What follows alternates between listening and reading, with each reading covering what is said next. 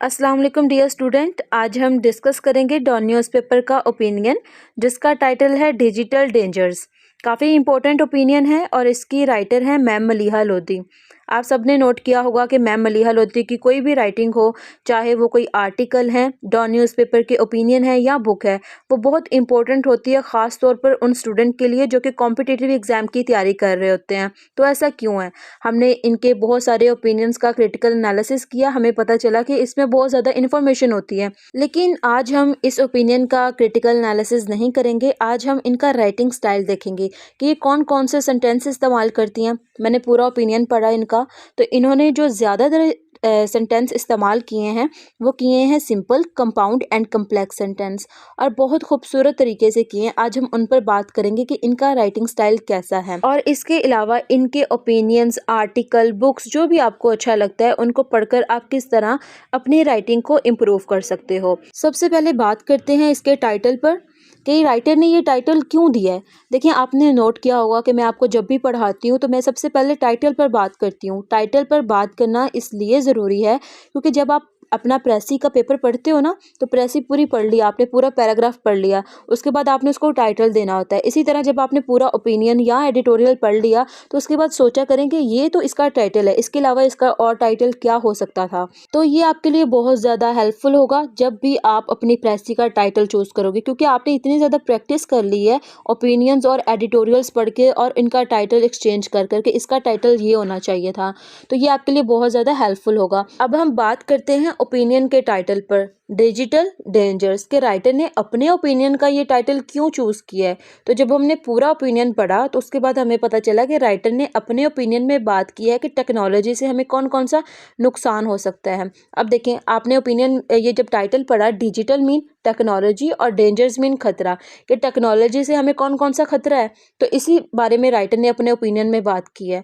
Basically अगर हम summary की बात करें तो राइटर ने अपने ओपिनियन में 2 बुक्स का जिक्र किया है। जो पहली बुक है वो ये आर्ग्यू करती है कि जो टेक्नोलॉजी है वो हमारे लिए बहुत ज़्यादा बेनिफिशियल है, बहुत फ़ायदेमंद है, ये लोगों को आपस में कनेक्ट रखती है और टेक्नोलॉजी के थ्रू हमें बहुत जल्द इंफॉर्मेशन मिल जाती है। इसके अलावा राइटर ने बहुत सारे ऑनलाइन प्लेटफॉर्म्स एंड टूल्स की बात की है, जिसमें स्मार्टफोन्स आ जाते हैं, internet, computer, social media, AI, इस तरह के जो टूल्स हैं उसको डिस्क्राइब किया है राइटर ने। और जो दूसरे राइटर हैं हमारे पास जो कि टेक्नोलॉजी को खतरा कह रहे हैं कि ये हमारे लिए सही नहीं है, उनकी बुक का टाइटल है दी लोनली प्लैनेट। अब देखिए, इनका टाइटल पढ़कर हमें समझ आ गया कि इन्होंने टेक्नोलॉजी को किस तरह डिस्क्राइब किया है कि टेक्नोलॉजी ने हमें तनहा कर दिया है, आपस में कनेक्ट नहीं किया है, बल्कि अलग कर दिया है, सेपरेट कर दिया है। और इन्होंने डिस्क्राइब किया है टेक्नोलॉजी को कि ये ग्लोबल पेंडेमिक है ऑफ लोनलीनेस का।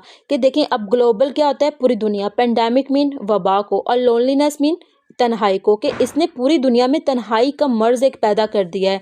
अब देखें, बिल्कुल सही बात है। पहले क्या होता था कि पूरे घर में एक टीवी होता था और सब ने जो है वो रिमोट पर लड़ाई करनी होती थी और सब ने एक ही जो चैनल है वो देखना होता था। लेकिन अब क्या है कि हर किसी के पास मोबाइल है, तो वो एक जो हम सब इकट्ठे होकर बैठते थे ना, अब वो वाला काम नहीं रह गया। तो इसने हमें बिल्कुल तनहा कर दिया है। जो एक फैमिली गैदरिंग होती थी रात को, वो अब नहीं होती है। तो इसने हमें इस तरह तनहा कर दिया। आप ये एग्जाम्पल कोट कर सकते हो कि पहले ऐसा होता था लेकिन अब ऐसा नहीं हो रहा है। अब हर इंसान के पास अपना मोबाइल है और छोटे बच्चों के पास अपना मोबाइल है, और अगर उन्होंने कोई कार्टून्स वगैरह देखने हैं तो वो अपने मोबाइल से देख सकते हैं। बड़ों ने अगर कोई न्यूज़ वगैरह देखनी है तो वो अपने मोबाइल से देख लेते हैं। तो वो अब जो गैदरिंग थी वो बिल्कुल ख़त्म हो गई। तो इस तरह इसने हमें तनहा कर दिया। अब ये एग्जाम्पल जो है वो आप अपने पेपर में कोट कर सकते हो। ये तो थी इस ओपिनियन की समरी। अब हमने बात करनी है ग्रामर पोर्शन पर कि ओपिनियंस पढ़कर हम अपनी ग्रामर को किस तरह बेहतर कर सकते हैं। तो स्टार्ट करते हैं। इसकी ओपनिंग लाइंस हैं, among the paradoxes of our era is that. यहाँ पर डैट को हाईलाइट कर लेते हैं। Globalisation has been connecting the world, आगे एंड आ जाता है हमारे पास, इसको हाईलाइट कर लेते हैं। Also fragmenting it. अब देखें, हमने यहाँ पर 2 चीज़ों को हाईलाइट किया, डैट को और एंड को। अब ये कौन सा सेंटेंस है, तो यहाँ पे हमें पता चला ये सेंटेंस है कम्प्लेक्स सेंटेंस। अब आप पूछेंगे किस तरह पता चला है मुझे। अब आपने ये जो पहली इसकी लाइन है ना, among the paradoxes of our era is that, इसको एक बार अपने दिमाग से निकाल देना है। अब आप पूरी लाइन पढ़ें, globalisation has been connecting the world and also fragmenting it. अब आप मुझे ये बताएं कि जब आप इस पूरे सेंटेंस को पढ़ा आपने, तो आपको लगा कि ये अपने आप में एक मीनिंग नहीं दे रहा है, इसको किसी और सेंटेंस की ज़रूरत है या किसी और वर्ड्स की ज़रूरत है, तो इसमें एक तो सब्जेक्ट भी है, वर्ब भी है और कंप्लीट मीनिंग भी दे रहा है। कल मैंने आपको बताया था ना कि सेंटेंस की डेफिनेशन क्या होती है, तो अब आपको पता चल गया कि ये जो सेंटेंस है ये एक इंडिपेंडेंट सेंटेंस है, इसको किसी और सेंटेंस की ज़रूरत नहीं है। तो आगे फिर हमने अब जो ऊपर हमने कहा था कि इसको आप ख़त्म कर दें, among the paradoxes of our era is that. तो यहाँ पर ये जो इज़ है ना, यहाँ तक आपने सेंटेंस को पढ़ना है again, among the paradoxes of our era is. तो इसकी आपको समझ आई है कि ये क्या मीनिंग दे रहा है अपने आप में। बाकी अब आप बाकी सेंटेंस को भूल जाएं कि हमने बाकी भी कुछ पढ़ा हुआ है, तो ये आपको पता चला कि ये अपने आप में कंप्लीट मीनिंग नहीं दे रहा है, तो इसको किसी और के सहारे की ज़रूरत है। इसमें सब्जेक्ट तो है, वर्ब भी है, लेकिन इसको ज़रूरत है किसी और की जिसकी वजह से ये अपना मीनिंग कंप्लीट कर दे। तो हमें पता चला कि ये डिपेंडेंट क्लॉज है। अब ये तो आपको पता चल गया कि ये डिपेंडेंट है और ये इंडिपेंडेंट है, लेकिन अभी भी हमें ये कैसे पता चला कि ये कम्प्लेक्स सेंटेंस है। तो यहाँ पर ये जो डैट है ना, इसने हमें बताया कि ये कम्प्लेक्स सेंटेंस है। डैट यहाँ पर सबऑर्डिनेटिंग कंजक्शन का काम दे रहा है, और सबऑर्डिनेटिंग कंजक्शन एक डिपेंडेंट क्लॉज को इंडिपेंडेंट क्लॉज के साथ कनेक्ट कर देता है और उसका मीनिंग कंप्लीट करवा देता है। इसी तरह यहाँ पर हुआ ना, पहले हमारे पास डिपेंडेंट क्लॉज था, इसने इस डैट ने कनेक्ट कर दिया। इस that globalisation has been connecting the world, इसके साथ इस इंडिपेंडेंट क्लॉज के साथ इसको कनेक्ट कर दिया और ऊपर वाले जो डिपेंडेंट क्लॉज था उसका मीनिंग भी कंप्लीट करवा दिया। तो इस तरह हमें पता चला कि ये कम्प्लेक्स सेंटेंस है। लेकिन जब आपने पूरे सेंटेंस की कंस्ट्रक्शन देखी कि किस तरह इसको बनाया गया है, तो आपने देखा कि एंड यहाँ पर ये जो मैंने आपको स्टार्टिंग में कहा था कि इसको हाईलाइट कर लें, तो आपको पता चला कि ये तो कोऑर्डिनेटेड कंजक्शन है। तो ये क्या नहीं हुआ कि आप एक सेंटेंस में एक कम्प्लेक्स सेंटेंस हुआ या कंपाउंड सेंटेंस हुआ, तो आपने याद रखना है कि यहाँ पर एक वर्ब फ्रेज को दूसरे वर्ब फ्रेज के साथ कनेक्ट किया जा रहा है। मैंने आपको कल ये भी बताया था कि कोऑर्डिनेटेड कंजक्शन दो इक्वल सेंटेंसेस, वर्ड्स और फ्रेजेस को आपस में जोड़ता है। तो यहाँ पर एक वर्ब फ्रेज है तो दूसरी भी वर्ब फ्रेज है, तो इन दोनों ने वर्ब फ्रेजेस को आपस में जोड़ दिया है। एंड ने, कोऑर्डिनेटेड कंजक्शन ने अपना काम किया है। तो ये यहाँ पे इसका मतलब ये नहीं हुआ कि ये कंपाउंड सेंटेंस बन गया, तो आपने कंफ्यूज बिल्कुल भी नहीं होना है। अब हम अगला सेंटेंस देखते हैं। The world is more interconnected then ever before but also atomise. अब आपने ये जो बट आल्सो एटमाइज है ना, इसको एक बार हम रिमूव कर देते हैं और बाकी सेंटेंस को पढ़ के आप मुझे ये बताएं कि ये डिपेंडेंट क्लॉज है या इंडिपेंडेंट क्लॉज है। तो आपने पढ़ा क्या ये अपने आप में कंप्लीट मीनिंग दे रहा है। सबसे पहले अपने माइंड में लेके आनी है कि सेंटेंस की डेफिनेशन क्या है, उसमें सब्जेक्ट का होना ज़रूरी है, वर्ब का होना ज़रूरी है, वो अपना एक कंप्लीट मीनिंग दे रहा हो, उसको किसी के सहारे की ज़रूरत ना हो। तो जब हमने पढ़ा तो हमें पता चला कि दी वर्ल्ड इसका सब्जेक्ट है और बाकी इसकी वर्ब है। तो सब्जेक्ट नाउन फ्रेज हो गया दी वर्ल्ड, और is more interconnected then ever before ये इसका वर्ब फ्रेज हो गया। तो हमें पता चला कि ये अपने आप में कंप्लीट मीनिंग दे रहा है, इसका सब्जेक्ट भी है और वर्ब भी है, इसको किसी और सहारे की ज़रूरत नहीं है, तो हमने इसको इंडिपेंडेंट क्लॉज बना दिया। अब आगे हमने पढ़ा बट, तो बट कोऑर्डिनेटेड कंजक्शन है या सबऑर्डिनेटेड कंजक्शन है। तो हमें कल पढ़ा था कि फैन बॉयज़ जो होते हैं, अब फिर मैं आपको दिखा देती हूँ, ये सारे जो है ना ये फैन बॉयज़ हैं। ये जो फैन बॉयज़ होते हैं ना, ये कोऑर्डिनेटेड कंजक्शंस होते हैं। तो इनका इस्तेमाल मतलब कि आप दो इक्वल सेंटेंसेस को जोड़ रहे हो। तो जब हमने आगे पढ़ा आल्सो एटमाइज, अब आपको समझ नहीं आई होगी कि ये तो अपने आप में कंप्लीट मीनिंग नहीं दे रहा, ये क्लॉज तो डिपेंडेंट क्लॉज है क्योंकि ये ऊपर वाले पे डिपेंड कर रहा है। तो एटमाइज कौन है, किसके पास न्यूक्लियर पावर है, इस दुनिया के पास है ना। तो दी वर्ल्ड को अगर हम यहाँ पे लगा दें कि दी वर्ल्ड इज़ आल्सो एटमाइज, तो ये अपने आप में कंप्लीट मीनिंग दे रहा है ना। तो इसका सब्जेक्ट जो है वो राइटर ने स्टार्टिंग में हमें बता दिया। तो यहाँ पर इसका सब्जेक्ट की हमें बिल्कुल भी ज़रूरत नहीं थी कि यहाँ पर हम सब्जेक्ट को अलग से डिफाइन करते, ये पहले से ही हमें पता था कि इसका सब्जेक्ट क्या है। अब यहाँ पे कोई नई चीज़ तो नहीं आने वाली ना। तो आल्सो एटमाइज कौन है, दी वर्ल्ड है। दी वर्ल्ड इज़ आल्सो एटमाइज एक इंडिपेंडेंट सेंटेंस बन गया। अब इस सेंटेंस की भी हमारे पास सब्जेक्ट भी है और वर्ब भी है। दी वर्ल्ड सब्जेक्ट हो गया और आल्सो एटमाइज वर्ब हो गया, तो ये एक इंडिपेंडेंट क्लॉज आ गया। अब आपकी कन्फ्यूजन दूर हो गई कि अब आपने जब पहले पढ़ा होगा ना तो आपको लगा होगा कि ये क्या बात हुई। पहले तो हमने ये पढ़ा था कि कोऑर्डिनेटेड कंजक्शन को दो इक्वल सेंटेंसेस, वर्ड्स, फ्रेजेस के साथ आपस में कनेक्ट करते हैं, इसका इस्तेमाल तब किया जाता है। लेकिन यहाँ पर तो आगे वाला सेंटेंस जो है वो डिपेंड हो रहा है पिछले वाले सेंटेंस पर, तो ऐसा बिल्कुल भी नहीं था। एक्चुअली में इसका सब्जेक्ट हमें पहले से ही पता था कि इसका सब्जेक्ट क्या हो सकता है। तो ये कौन सा सेंटेंस हुआ हमारे पास, कंपाउंड सेंटेंस हुआ। आगे पढ़ते हैं। This has been accentuated by the ever growing, but को हाईलाइट कर लेते हैं, कम्प्लेक्स एंड को भी हाईलाइट कर लेते हैं, क्राउडेड मीडिया लैंडस्केप। अब आपने ये पूरा सेंटेंस पढ़ा, यहाँ पर दिस का मतलब है दिस वर्ल्ड, वर्ल्ड की बात हो रही है, दुनिया की बात हो रही है। This has been accentuated by the ever growing, by से आगे हमारा प्रपोजिशनल फ्रेज स्टार्ट हो गया। बट यहाँ पर आपको पता है कि बट क्या है, कोऑर्डिनेटेड कंजक्शन है। एंड भी कोऑर्डिनेटेड कंजक्शन है। अब आप सोच रहे होंगे कि ये तो कंपाउंड सेंटेंस है, तो ये कंपाउंड सेंटेंस बिल्कुल भी नहीं है, ये कम्प्लेक्स सेंटेंस है। किस तरह से कम्प्लेक्स सेंटेंस है? और अब आप ये भी सोच रहे होंगे कि इसमें तो सबऑर्डिनेटेड कंजक्शन का इस्तेमाल किया ही नहीं गया है, इसमें तो कोऑर्डिनेटेड कंजक्शन का इस्तेमाल किया गया है, और वो भी दो बार, एक बट और दूसरा एंड। तो आपने क्या नोट किया कि इसका इस्तेमाल किया किस तरह से गया है? एवर ग्रोइंग एक एडजेक्टिव है, कम्प्लेक्स भी एडजेक्टिव है और क्राउडेड भी एडजेक्टिव है। और हमारे पास क्या डेफिनेशन थी कोऑर्डिनेटेड कंजक्शन की, कि इसका इस्तेमाल तब किया जाता है जब equal sentences, word, phrases, clauses इनको आपस में कनेक्ट करना हो। तो क्या ये इक्वल क्लॉजेस नहीं है, इक्वल वर्ड्स नहीं है? एवर ग्रोइंग भी एक एडजेक्टिव है, एडजेक्टिव को कनेक्ट किया जा रहा है एडजेक्टिव के साथ ही। Ever growing but complex, complex adjective है। फिर कम्प्लेक्स भी एक एडजेक्टिव है, इसको कनेक्ट किया जा रहा है एंड की, एंड एक एडजेक्टिव है, कोऑर्डिनेटेड एडजेक्टिव है, तो इसको ये कनेक्ट कर रहा है क्राउडेड मीडिया के साथ। और क्राउडेड क्या है? एडजेक्टिव है, तो इसके साथ अब हम बात करते हैं। ये तो हमें पता चल गया कि ठीक है, ये इस्तेमाल नहीं किया गया, ये कोऑर्डिनेटेड कंजक्शन जो है ये इसका इस्तेमाल इस तरह से किया गया है फ्रेजेस को, वर्ड्स को आपस में जोड़ने के लिए। लेकिन सबऑर्डिनेटेड कंजक्शन तो इसमें है ही नहीं, तो सबऑर्डिनेटेड कंजक्शन के बगैर ये कम्प्लेक्स सेंटेंस है। देखें, दिस हैज़ बीन एक्सेंचुएटेड, एक्सेंचुएटेड का मतलब होता है प्रोमिनेंट करना। तो क्या आपने जब ये पढ़ा तो दिस इसका बन गया सब्जेक्ट, हैज़ बीन एक्सेंचुएटेड ये इसका वर्ब फ्रेज है। तो ये एक सेंटेंस हो गया कंप्लीट।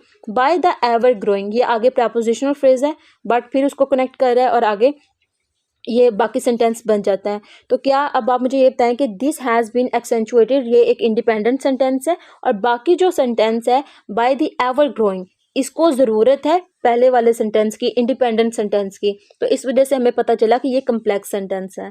ठीक है, अच्छे से समझ आ गया आपको? थोड़ा सा ये कॉम्प्लिकेटेड सेंटेंस था, इसी तरह का एक आगे भी आने वाला है। तो उसमें भी जो है वो सबऑर्डिनेटेड कंजक्शन का इस्तेमाल किया ही नहीं गया, लेकिन कोऑर्डिनेटेड कंजक्शन का इस्तेमाल इतनी बार किया गया। जैसा कि आगे वाला सेंटेंस है, इन द इंफॉर्मेशन एज। तो इन द इंफॉर्मेशन एज ये हमारे पास प्रपोजिशनल फ्रेज है, आगे कोमा का इस्तेमाल किया गया है इसको अलग करने के लिए अगले वाले फ्रेज से। ट्रिविया, ट्रिविया का मतलब होता है डिटेल्स, और ये एक नाउन है। एंड कोऑर्डिनेटेड कंजक्शन, और फॉल्सहुड मीन झूठ वगैरह, जैसे सोशल मीडिया पर कुछ भी अपलोड किया जाता है, तो ये भी एक नाउन है। तो अब देखा आपने कि कोऑर्डिनेटेड कंजक्शन का इस्तेमाल किया गया है दो नाउन्स को आपस में कनेक्ट करने के लिए। Compete with information, to engage our attention, आगे फिर कोमा का इस्तेमाल किया गया क्योंकि यहाँ पर हमारा एक फ्रेज कंप्लीट होता है। Challenging us to separate the two and focus on what is factual, factual mean true, क्या सच है, एंड रियली इंपॉर्टेंट, यहाँ पर हमारा एक सेंटेंस कंप्लीट होता है। अब देखें, जब हमने पहले वाला सेंटेंस पढ़ा ना, in the information age, trivia and falsehood, इसका तो आपको पता चल गया कि यहाँ पे हमें बिल्कुल भी पता नहीं चल रहा है कि ये कौन सा सेंटेंस है, क्योंकि यहाँ पर दो नाउन्स को कोऑर्डिनेटेड कंजक्शन आपस में कनेक्ट कर रहा है। कंपीट विद इंफॉर्मेशन, ये आगे हमारे पास वर्ब फ्रेज स्टार्ट हो जाता है। Compete with information to engage our attention. ठीक है, यहाँ पर एक बार हम इतना सेंटेंस जो है ना इसको अलग कर देते हैं, इसको भूल जाते हैं कि इसको हमने पढ़ा है अभी। Challenging us to separate the two and focus on what is factual and really important. अब क्या चीज़ हमारे लिए मुश्किल पैदा कर रही है, क्या चीज़ हमारे लिए चैलेंज लेके आ रही है? इस चीज़ का आपको पता चला कि क्या चीज़ हमारे लिए चैलेंज लेके आ रही है? नहीं ना पता चला कि क्या चीज़ हमें चैलेंज लेके आ रही है हमारे लिए, कि हम चीज़ों को अलग करें कि क्या सच है और क्या हमारे लिए बहुत ज़्यादा इंपॉर्टेंट है, हमसे फोकस नहीं हो रहा है। तो हमें इस चीज़ की बिल्कुल समझ नहीं आई। लेकिन अगर हम इस सेंटेंस को एक बार भूल जाएं कि हमने ऐसा भी कुछ पढ़ा है, लेकिन अगर ऊपर वाला सेंटेंस पढ़ें, in the information age trivia and falsehood compete with information to engage our attention, समझ आती है कि जो सोशल मीडिया है ना इसका इस्तेमाल गलत किया जा रहा है टेक्नोलॉजी का, कि वो अक्सर हमारे सामने जो compete करने के लिए, मुकाबला करने के लिए इंफॉर्मेशन के साथ कोई न्यूज़ ऐसी अपलोड कर देते हैं जिसका कोई रियलिटी के साथ कोई ताल्लुक नहीं होता है। तो इस वजह से कि उन्होंने अपने व्यूवर्स लेने होते हैं, व्यूज़ लेने होते हैं अपने, तो वो अपने ऑडियंस को लेने के लिए वो अपना ऐसा थंबनेल बना देते हैं। अक्सर आप लोगों ने हमारे चैनल्स पर देखा होगा, जो हमारे ये जो हैं न्यूज़ चैनल्स हैं वहाँ पर अक्सर इस तरह के काम किए जाते हैं। तो इस चीज़ की हमें समझ आ रही है कि अपने आप में कंप्लीट मीनिंग दे रहा है। अब आपने नोट किया कि ये एक्चुअली में जो दूसरा सेंटेंस है ना, ये डिपेंड हो रहा है पहले वाले सेंटेंस पर, इन दी इंफॉर्मेशन एज वाले सेंटेंस पर, इस वाले क्लॉज पर। तो ये तो एक डिपेंडेंट क्लॉज था, ये एक इंडिपेंडेंट क्लॉज था। इन द इंफॉर्मेशन एज, ये एक हमारे पास इंडिपेंडेंट क्लॉज है। और आगे यहाँ से ये जो बात स्टार्ट हो रही है ना, challenging us to separate the two and focus on what is factual and really important, ये हमारे पास आ जाता है डिपेंडेंट क्लॉज। तो ये डिपेंडेंट क्लॉज ऊपर वाले सेंटेंस पर डिपेंड हो रहा है। तो लेकिन यहाँ पर भी तो सबऑर्डिनेटेड कंजक्शन का इस्तेमाल नहीं किया गया, लेकिन हमने साथ साथ पढ़ा कि ये जो एंड का इस्तेमाल किया गया है ना, ये इस्तेमाल किया गया है दो नाउन्स को आपस में जोड़ने के लिए, कनेक्ट करने के लिए। तो अब आपको ये भी बिल्कुल अच्छे से समझ आ गई होगी कि ये इसका इस्तेमाल किस तरह से किया गया और किस तरह से ये कम्प्लेक्स सेंटेंस है। आगे पढ़ते हैं। मोर ओवर प्रोफ्यूजन, प्रोफ्यूजन का मतलब होता है कि किसी चीज़ का अपनी क्वांटिटी में ज़्यादा होना, अमाउंट में ज़्यादा होना। Of information does not necessarily mean an accretion in knowledge.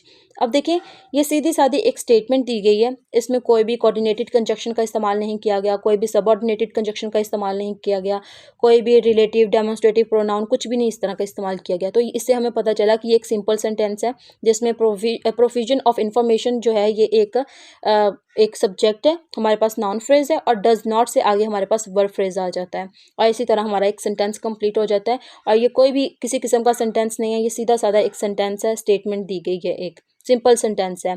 आगे पढ़ते हैं। There is now a growing body of literature, एक सेंटेंस। आगे पढ़ते हैं। डैट, डैट को आप हाईलाइट कर दो एक बार। Deals with information and communication technology, ठीक है, सीधा साधा बहुत सिंपल सा क्यूट सा सेंटेंस है कि there is now growing body of literature. That, that क्या होता है? सबऑर्डिनेटेड कंजक्शन होता है। ऊपर भी तो हमने यही वाला सेंटेंस पढ़ा ना कम्प्लेक्स में। That deals with information and communication technology. अगर पहले वाले सेंटेंस को पढ़ोगे तो देयर इज अ प्रोनाउन, कोई नाउन नहीं है, प्रोनाउन है। इज से आगे हमारे पास वर्ब फ्रेज स्टार्ट हो जाता है सारा। Is now a growing body of literature, ये आगे हमारे पास पूरा वर्ब फ्रेज है, और वर्ब फ्रेज और नॉन फ्रेज को मिला दें तो ये सेंटेंस बन जाता है। कल सेंटेंस कंस्ट्रक्शन वाला लेक्चर पढ़ा था और उसमें हमने ये सारी चीज़ें डिटेल में डिस्कस की थी। तो ये हमारे पास एक सिंपल सेंटेंस हो गया, लेकिन आगे इसके साथ डैट कनेक्ट किया गया, सबऑर्डिनेटेड कंजक्शन। और अगर हम एक बार भूल जाएं कि हमने ये वाला सेंटेंस पढ़ा है और नीचे वाला सेंटेंस पढ़े ना कि deals with information and communication technology, तो हमें समझ नहीं आएगी कि क्या चीज़ किसके साथ डील कर रही है। तो इसके लिए हमें ऊपर वाला सेंटेंस पढ़ना पड़ेगा। तो इसका मतलब है कि ऊपर वाला जो सेंटेंस है ये इंडिपेंडेंट सेंटेंस है, इसको किसी के सहारे की ज़रूरत नहीं है। लेकिन नीचे वाला सेंटेंस जो है ये डिपेंडेंट है, इसको ज़रूरत है ऊपर वाले सेंटेंस की। तो हम लिखेंगे कि deals with information and communication technology, ये एक डिपेंडेंट क्लॉज है, और डैट जो है ये इसको कनेक्ट कर रहा है ऊपर वाले सेंटेंस के साथ, इंडिपेंडेंट क्लॉज के साथ। ठीक हो गया।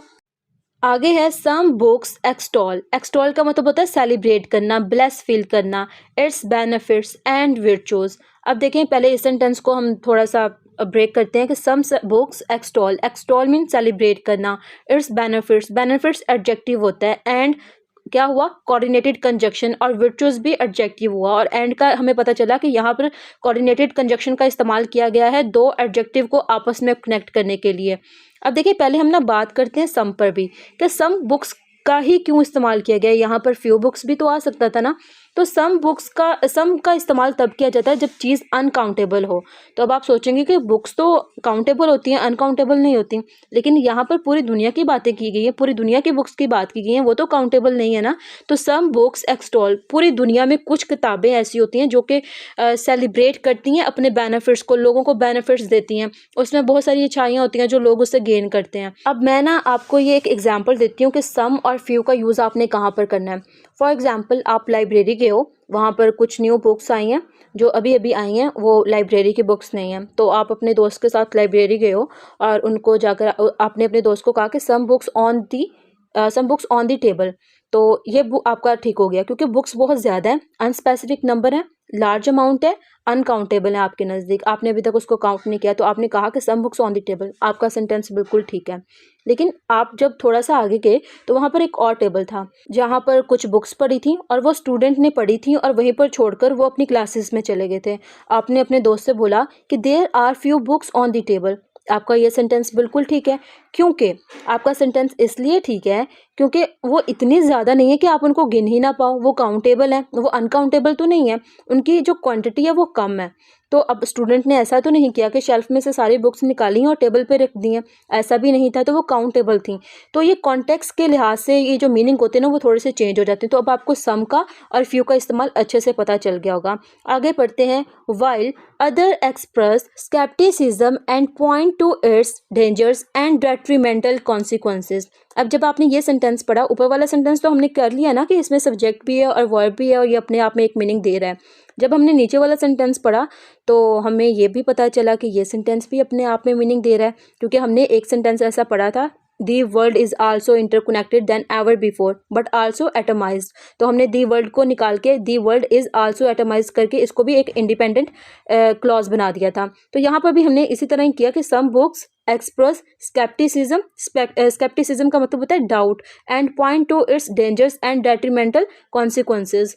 तो ये भी अपने आप में एक मीनिंग दे रहा है, लेकिन वाइल जो है वो फैन बॉयज़ में नहीं आता। लेकिन हमें ये तो पता चल गया कि ये दोनों जो हैं ये इंडिपेंडेंट क्लॉजेज हैं, ये एक दूसरे पे डिपेंड नहीं कर रहे। अब रही बात वाइल की कि ये वाइल जो है ये क्या है, ये कोऑर्डिनेटेड कंजक्शन है या सबऑर्डिनेटेड कंजक्शन है। तो ये जो मैंने आपको फैन बॉयज़ बताए थे ना, ये ज़रूरी नहीं है कि यही हों, ये मेजर हैं जो ज़्यादातर इस्तेमाल किए जाते हैं। फॉर एग्जांपल मैंने आपको रन एंड मार्टिन की एक बुक दिखाती हूँ, वहाँ पर ज़्यादातर इस्तेमाल इन्हीं फैन बॉयज़ का किया गया है। इसके अलावा भी होते हैं। ये जो वाइल है ना, ये कोऑर्डिनेटेड कंजक्शन ही है, ये सबऑर्डिनेटेड कंजक्शन नहीं है। तो ये कंपाउंड सेंटेंस हुआ हमारे पास। अब यहाँ पर हम अपने लेक्चर को एंड करते हैं। उम्मीद करती हूँ आपको अच्छे से समझ आई होगी कि सिंपल सेंटेंस कौन सा होता है, compound sentence, complex sentence, subordinated conjunction, coordinated conjunction, dependent clause, independent clause, सम का यूज़ हमने कहाँ पर करना है, ये सारी चीज़ें आपको अच्छे से समझ आ गई होंगी। इसके अलावा ना एक और सेंटेंस होता है कंपाउंड कम्प्लेक्स सेंटेंस, वो ज़्यादा मुश्किल होता है। उसको बनाना जो होता है ना वो थोड़ा सा मुश्किल होता है और बड़ा ख्याल रखना पड़ता है उसको बनाने के लिए।